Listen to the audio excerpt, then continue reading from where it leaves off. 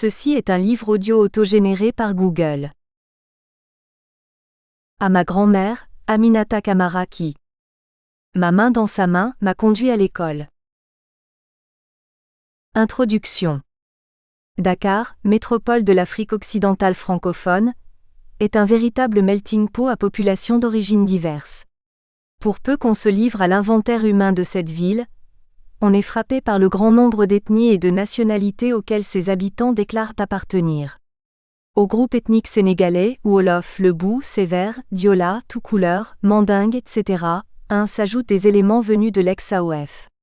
Dahoméens, Togolais, Voltaïques, Maliens, Mauritaniens, Guinéens, puis Capverdiens, Français, Levantins, Libano-Syriens. Cette diversité d'origine ethnique et géographique révèle l'importance du mouvement migratoire qui affecte l'agglomération dakaroise.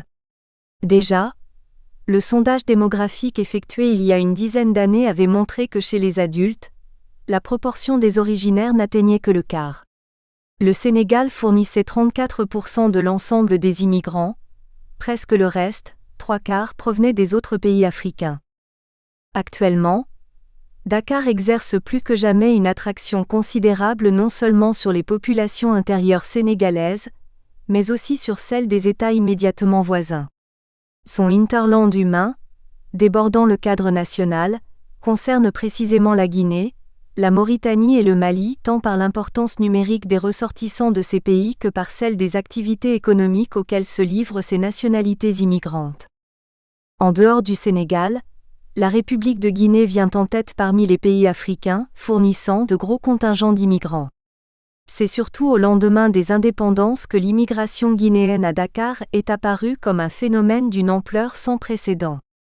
Pendant la période coloniale, il existait bien sûr un mouvement interterritorial de population, mais il n'était pas pour autant significatif. Tout paraissait alors normal à plus d'un titre. D'une part, les barrières douanières et les frontières territoriales n'étaient pas aussi rigoureuses qu'elles le sont aujourd'hui. D'autre part, l'administration fédérale procédait, à tort puis à raison, à des déplacements de cadres civils et militaires au niveau des 8 colonies que réunissait l'AOF. Ainsi s'explique en partie la présence d'anciennes colonies guinéennes, à Dakar. Mais si, après l'indépendance acquise à la suite du vote négatif du 28 septembre 1953, quelques ressortissants guinéens avaient choisi de rentrer au pays, nombreux étaient ceux qui préféraient rester à Dakar. Peut-être parce que l'État guinéen ne présentait pas à leurs yeux suffisamment de garanties en égard à la situation sociale qu'ils avaient déjà acquise, ou alors parce qu'ils étaient opposés à la politique du président Sékou Touré. Aujourd'hui, l'on assiste à une recrudescence sensible des ressortissants guinéens non seulement dans les principaux centres économiques du Sénégal mais aussi dans les pays comme la Sierra Leone, la Côte d'Ivoire et le Libéria. Au Sénégal, l'immigration guinéenne est de nature surtout urbaine. Bien sûr, elle n'est pas limitée à Dakar, Kaolack, Thiès, etc. Les Guinéens arrivent aussi périodiquement dans la zone arachidière du secteur oriental, Terre-Neuve du Front Pionnier, pour y travailler au compte des exploitants agricoles sénégalais. Mais cette immigration rurale est de plus en plus abandonnée au profit de la migration urbaine. Celle-ci est de loin la plus importante, et c'est pourquoi nous nous limiterons à l'étude du groupe de Dakar. La migration est un phénomène social total. Son étude, lorsqu'elle se veut exhaustive, requiert une méthode d'analyse par palier en profondeur. C'est dire qu'en premier lieu nous partirons des considérations de morphologie sociale en particulier, de l'aspect démographique, quantitatif. L'importance numérique des Guinéens à Dakar est un fait. Pour s'en apercevoir, il suffit de se promener dans les quartiers, dans les rues, de fréquenter les marchés, le port, la devanture des cinémas populaires, bref.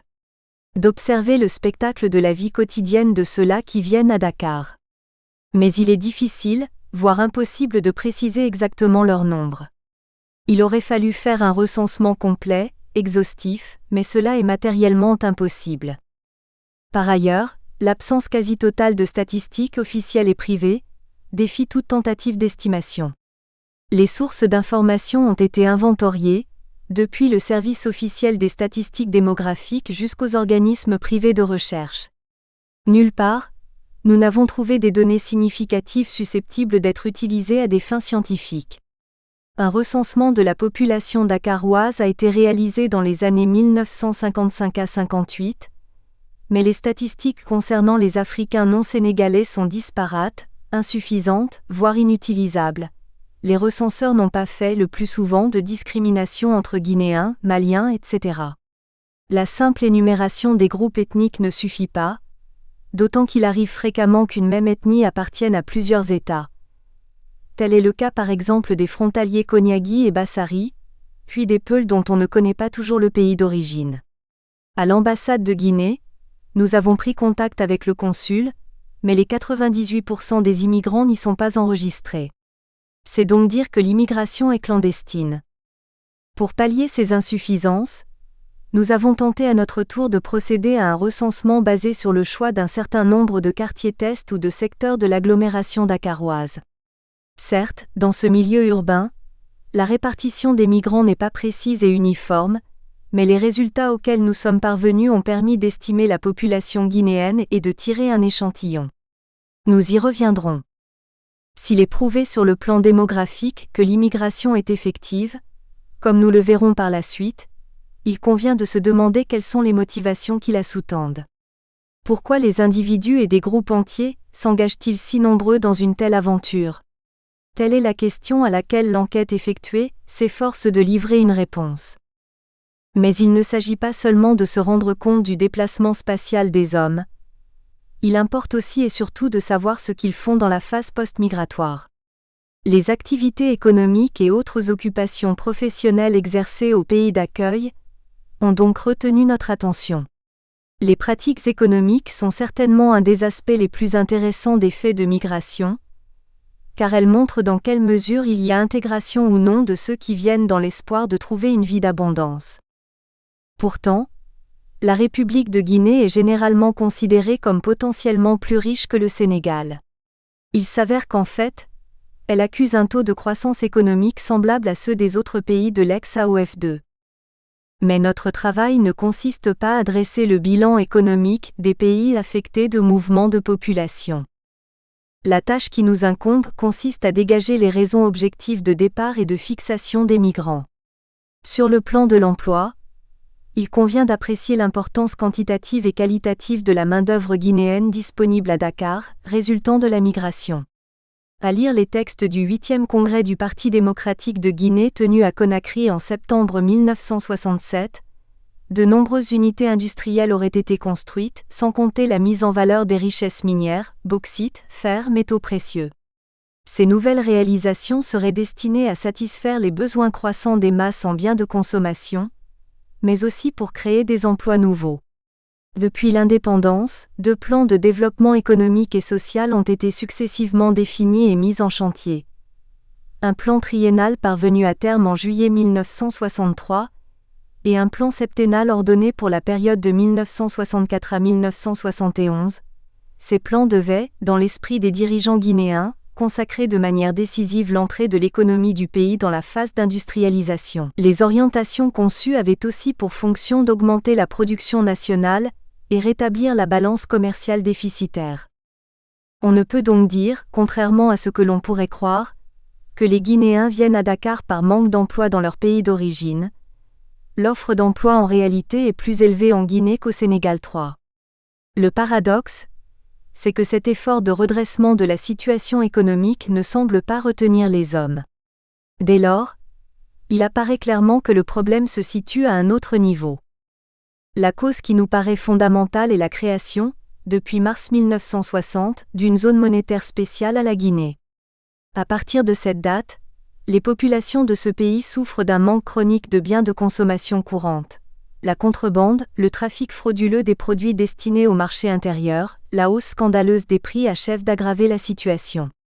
Cet état de choses a engendré chez nombre de Guinéens le goût de l'aventure, avec l'espoir de trouver ailleurs une condition de vie plus tolérable et moins malaisée.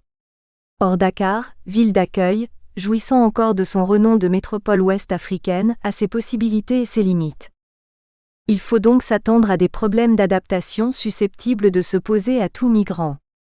Et en ce qui concerne le Guinéen, on peut se demander comment ces problèmes sont résolus. Face aux difficultés avec lesquelles ils sont confrontés, Les Guinéens ont-ils créé des associations en guise de rempart social? Comment sont-ils organisés? Nous sommes au cœur de la réalité sociale. Tout groupe social, quel qu'il soit, réagit à sa manière et fait preuve d'initiative pour répondre à une situation spécifique. Les organisations sociales, culturelles et politiques sont des instances que privilégie l'analyse sociologique. Parallèlement aux structures d'accueil mises en place, fonctionnant en vue de perpétuer l'identité collective et renforcer les solidarités, la minorité guinéenne immigrée n'est-elle pas façonnée par les institutions culturelles de la société globale dans laquelle elle vit? Les migrations sont un facteur de dynamisme social. En tant que telles, elles introduisent des éléments nouveaux dans la personnalité de base des protagonistes qu'elles amalgament avec la communauté nationale autochtone. Dans une telle perspective, l'examen des modifications dans le complexe socio-culturel des migrants est alors du plus haut intérêt. Enfin, si les groupes sont ouverts les uns aux autres tant soit peu, dans quelle mesure peut-on parler de l'intégration sociale des deux communautés, l'une nationale, l'autre juridiquement considérée comme étrangère? En un mot, les relations sociales entre autochtones et immigrés s'établissent-elles sur des bases nouvelles? La question est complexe. Pour y répondre, il y a lieu de prendre en considération le paradoxe suivant. La nation guinéenne tout comme la nation sénégalaise se constitue sur la base du regroupement d'ethnies différentes sous une autorité politique centrale. Ce fondement sociologique est-il déjà suffisamment homogène pour parler de communauté nationale? Il nous semble que les ethnies sont assez ouvertes les unes aux autres pour que l'hétérogénéité apparente ne soit un frein à la formation des sociétés de type nouveau. Or, cette disposition se trouve accentuée en particulier dans la capitale où les unités ethniques se restructurent en fonction à la fois de leur dynamisme propre et des réalités urbaines. Dans cet élan de changement, les migrants d'origine interne et externe acquièrent des capacités individuelles et collectives pour 1 degré, faire face aux tensions. 2 degrés, fonder et organiser le jeu social sur plus d'échanges et moins de défense. Il en résulte pour une telle société urbaine, une réelle prise de conscience de l'unité africaine. C'est le lieu de dire que c'est à partir de la base, c'est-à-dire des masses, que cette unité sera effective. Dans ce travail, nous sommes guidés avant tout par les normes de la recherche scientifique, ce qui est évidemment une tâche ardue, surtout lorsqu'on se propose d'étudier sa propre société. Le danger du subjectivisme peut être cependant évité pourvu que l'on s'en tienne à la réalité, à la signification intrinsèque des données. Cette étude aborde des questions à la fois pratiques et théoriques. En égard à la politique d'intégration sous-régionale entre les États riverains du fleuve Sénégal, on ne connaît encore ni l'ampleur des migrations internationales qui ont cours, ni la nature et la portée des dynamismes sociaux que ces migrations entraînent. Le déclenchement des flux migratoires et ses implications démographiques, économiques d'une part, le mécanisme d'apparition des équilibres sociaux nouveaux voire des tensions ou crises d'autre part, tout cela ne traduit que des moments d'une profonde transformation sociale. La démarche suivie se veut concrète, précise. On peut rétorquer qu'il ne s'agit là que de la sociologie objective. Mais l'objet de cette science n'est-il pas de découvrir la réalité sociale? En général, les études sur les migrations sont le plus souvent commandées par les nécessités économiques et sociales. De ce fait, elles sont forcément empiriques. On aboutit à une monographie plutôt qu'à une étude théorique, comparative. Seulement le souci de faire de la recherche appliquée n'exclut pas celui de la recherche fondamentale, et vice-versa. Les techniques d'enquête. Le choix d'une technique d'enquête est toujours un problème en matière d'investigation sociologique. À propos de l'échantillonnage, la difficulté réside devant l'alternative que voici. Faut-il procéder par la méthode aléatoire ou par la méthode des quotas? Qu'il s'agisse de l'une ou de l'autre, elles comportent toutes des avantages et des inconvénients. En théorie, la détermination de l'échantillon par le procédé probabiliste est d'une rigueur scientifique indéniable. En effet, les calculs statistiques permettent de mesurer la représentativité de l'échantillon. De fait, une telle méthode est impossible à appliquer ici pour des raisons suivantes. Tout d'abord, les Guinéens ne sont pas uniformément répartis dans les quartiers dakarois, ce qui évidemment suppose des distorsions dans la distribution de la population. Le tirage des îlots ne peut être opéré donc valablement. De même, Dakar comporte des secteurs non lotis pourtant densément peuplés. Si la Médina a une population relativement stabilisée, il n'en est pas de même pour les quartiers flottants de Colobane, Kipkoko, Angle-Mousse, Wakinan, etc. Or, c'est précisément en ces lieux où se trouvent les plus fortes concentrations humaines. Par ailleurs, la population des quartiers populaires de Dakar est extrêmement mélangée. Souvent il est malaisé de distinguer l'autochtone de celui qui ne l'est pas. Cette difficulté du tri des ethnies et lieux de naissance ôte encore plus de chances au sujet de l'échantillon d'être touché par l'enquête. Compte tenu de ce handicap, il aurait peut-être fallu procéder par sondage à plusieurs phases ou à plusieurs degrés. Mais une telle méthode nous aurait mené trop loin. Nous n'avions ni les moyens matériels ni le temps nécessaire pour adopter des techniques aussi coûteuses.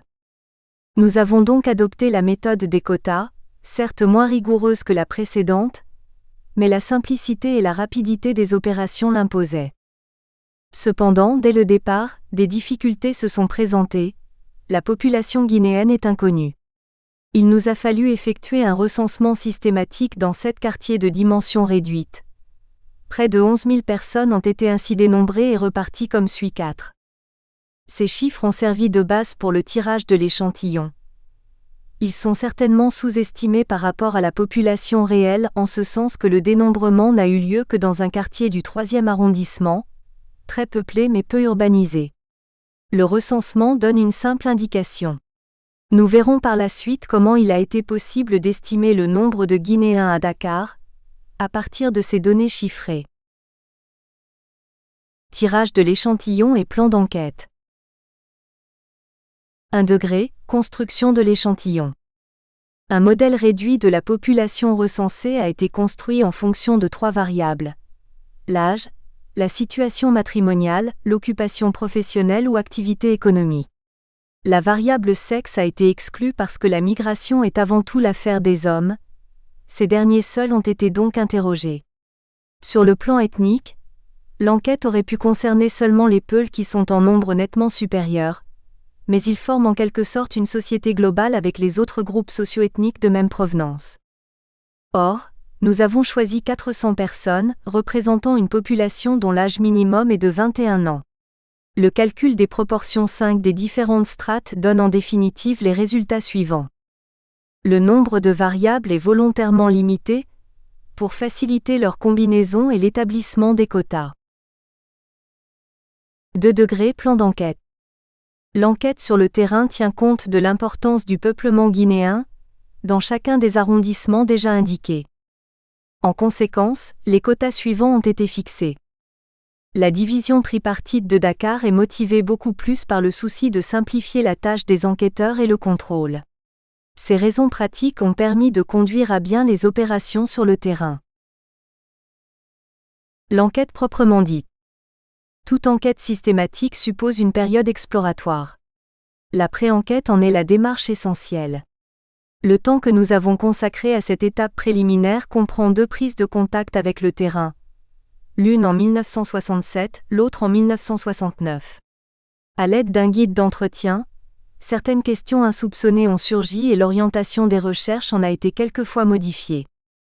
Le test du questionnaire élaboré a révélé une très grande disponibilité des enquêtes.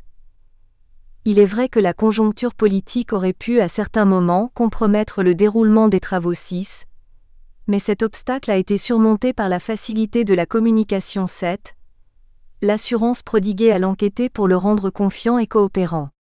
Enfin, la communauté guinéenne s'est vivement intéressée à l'étude. Dans la pratique, le questionnaire postérieurement libellé 8 comporte des questions de plusieurs types qu'il a été possible de combiner et d'agencer. Sur cette base, les interviews ont été dirigées et semi-dirigées puisqu'elles sont articulées autour des questions fermées, semi-fermées et ouvertes. De plus, le questionnaire rédigé a été doublé par des interviews libres, instrument irremplaçable pour une connaissance plus approfondie. Ainsi, non seulement des lacunes ont été comblées, mais aussi l'interprétation des tableaux statistiques s'est enrichie de données qualitatives. Cette méthode est propre à la technique d'enquête ethnologique, mais sans avoir le caractère systématique qu'il prend dans celle-ci, ce procédé est employé également en sociologie. Évidemment, il vaut ce que valent les informateurs. 3 critères ont été retenus pour le choix de ces derniers. 1. Le prestige social. Leader connu, associé à la plupart des manifestations sociales organisées. 2. Le réseau des relations sociales. Ceux qui reçoivent, hébergent le plus de monde, parents, amis et simples connaissances venus de Guinée. 3. La connaissance des problèmes qui se posent à la communauté guinéenne. Contrairement au questionnaire, les interviews libres, fondées sur les critères ainsi énumérés, ont été faites sans considération de secteur de résidence. Dans leur contenu, elles ont été relatives aux organisations politiques, sociales, économiques et culturelles des immigrés, aux problèmes intérieurs à la société guinéenne de Dakar. L'enquête s'est étalée sur 5 mois, d'octobre 1970 à février 1971.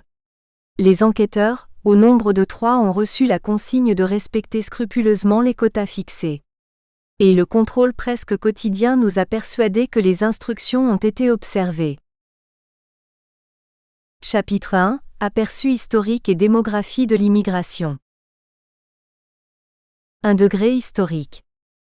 Les mouvements de population entre la Guinée et ses voisins immédiats, le Sénégal, la Sierra Leone, le Libéria, la Côte d'Ivoire, ne datent pas d'aujourd'hui. Déjà, au Moyen Âge, des tout-couleurs originaires du vieil empire du Tekrour se joignirent dès le XIe siècle aux Peuls venus de l'Est pour émigrer en Moyenne-Guinée. Il y eut ensuite au XVIIIe siècle une deuxième vague d'éléments islamisés qui, après avoir séjourné au Massina, vinrent s'ajouter aux autres anciennement établis. Ce sont ces Peuls venus du Bas-Sénégal qui créèrent des États musulmans dans le Fouta Djallon. L'ampleur de ces migrations n'est pas encore suffisamment mise en lumière par les historiens.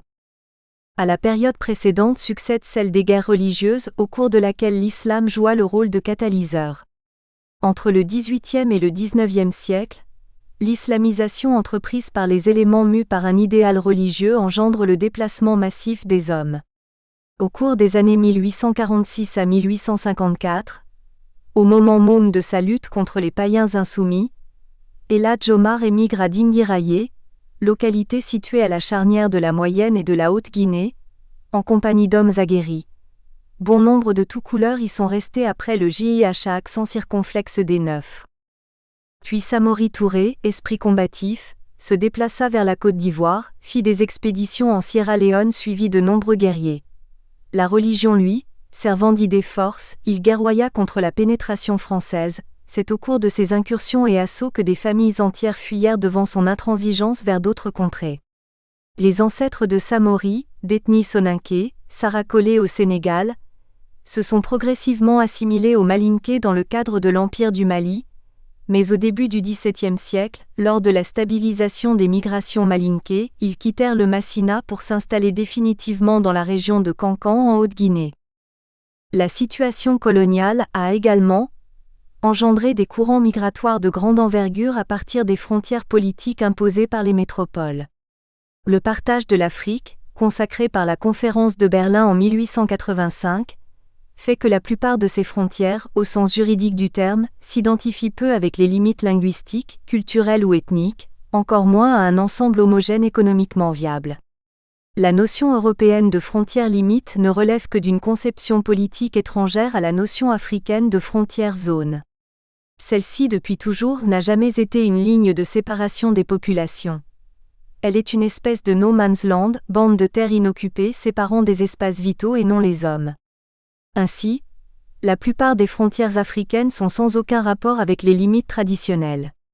L'une des conséquences de cet acte colonial a été le démembrement d'ethnies jadis homogènes, comme par exemple les Koniagis et Bassaris qui tiennent la frontière sénégalo-guinéenne au nord-est. Par la suite, l'AOF fut instituée en 1895. Cet ensemble était soumis à une législation commune jusqu'en 1958, date marquant la fin de la 4e République française. Or, à la fin du XIXe siècle, les Français encouragèrent la culture de l'arachide au Sénégal de telle sorte qu'au lendemain de la Deuxième Guerre mondiale, ce pays seul avait bénéficié d'une mise en valeur coloniale plus poussée.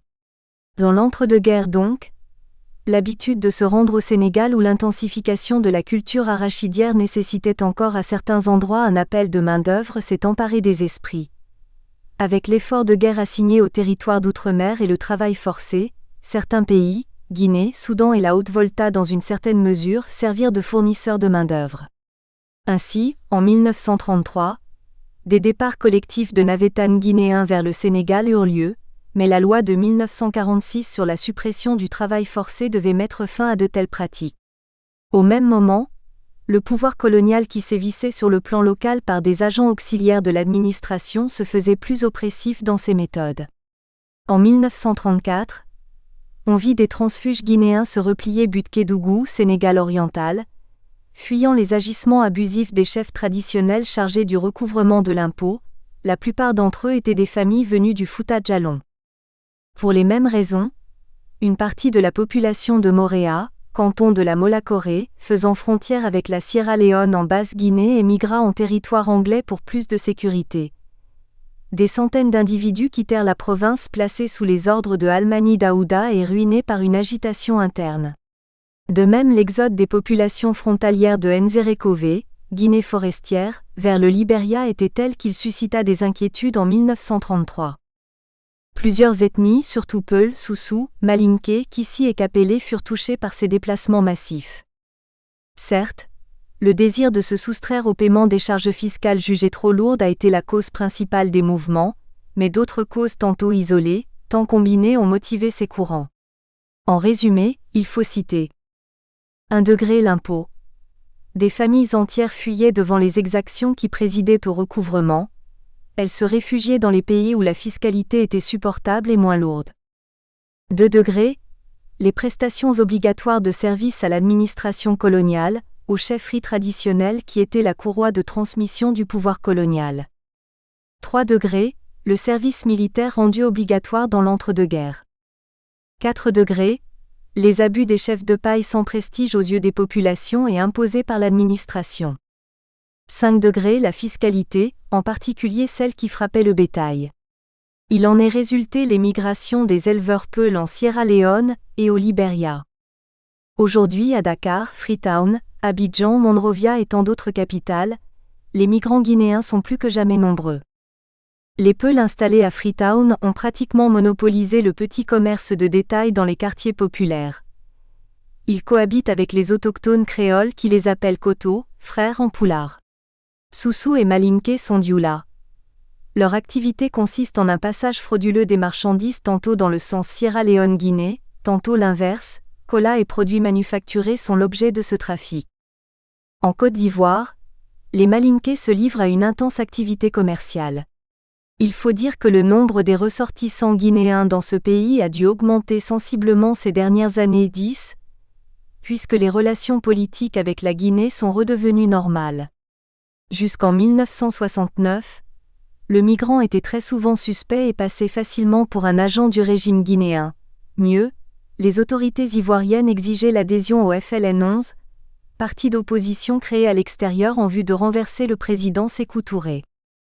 Enfin Dakar, ex-capitale fédérale de l'AOF, regorge de nombreuses familles guinéennes, anciennement installées, fonctionnaires, cadres de l'administration naguère affectés par le pouvoir colonial, anciens combattants, commerçants et autres particuliers y ont fait souche. Après les indépendances, d'autres éléments en nombre croissant viennent s'y ajouter. Mais il est difficile, voire impossible de débrouiller toutes les interférences, tout le brassage interethnique quand on se propose d'étudier un phénomène aussi complexe que la migration. Quelle est la nature des motivations de ce mouvement nouvellement amorcé ? À cette question, les migrations contemporaines apportent des éléments de réponse. 2 degrés, aspect quantitatif et structure démographique de l'immigration. Les mouvements migratoires sont toujours de nature collective, même si l'individu qui s'y engage n'en a pas conscience. Leurs conséquences sont nombreuses et témoignent du fait que la mobilité socio-géographique comporte des implications multiples, et d'abord celle d'ordre démographique. Aspect quantitatif. En considérant Dakar, lieu de convergence et point de concentration des migrants, on s'aperçoit que l'estimation de l'effectif des Guinéens est une véritable gageure. Toute tentative en ce sens est sujette à des réserves déjà signalées plus haut. Cependant, les calculs aboutissent à des résultats approximatifs, même si les données ayant servi à les formuler paraissent incertaines. Supposons que l'agglomération dakaroise, s'arrête à la limite séparant le 3e arrondissement du 4e. On peut alors poser l'équation suivante, relative à chacune des 3 premières divisions administratives. PG3Q PT3Q X PTA égale PGA 12. Dans cette formule, PG 3Q égale population guinéenne effectivement recensée dans 3 quartiers d'un arrondissement. PT 3Q égale population totale des 3 quartiers.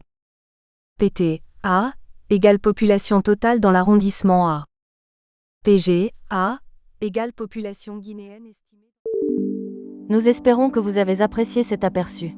Pour continuer à écouter ce livre audio sur Google Play Livres, utilisez le lien dans la description de la vidéo.